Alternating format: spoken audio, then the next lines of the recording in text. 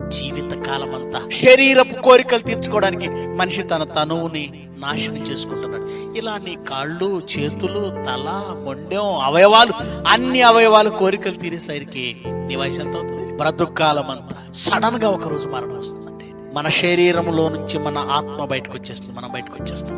బ్రతికి ఉన్నంత వరకు ఈ శరీరం తన కోరికలు తీర్చమంది. దానికోసమే ఉదయం నుంచి సాయంత్రం వరకు ప్రయాసపడ్డాం.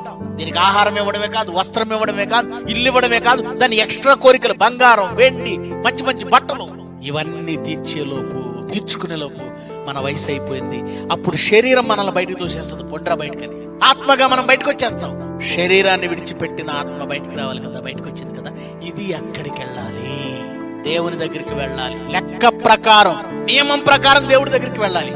కానీ శరీరం కోరికలు తీరుస్తూ, అది అడిగిందల్లా ఇస్తూ, దానికి నువ్వు బానిసయ్యావు. దేవుడి కోసం బ్రతికావా?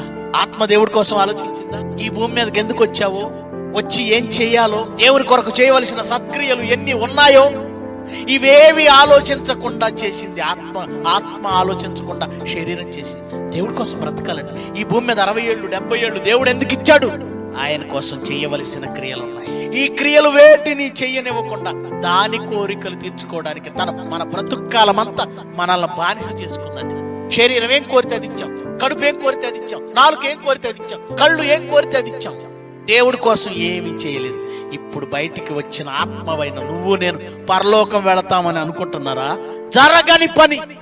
ఆయన కోసం ఏమీ చెయ్యని ఆత్మలను పరలోకానికి రానివ్వడు. మరేమైపోవాలి?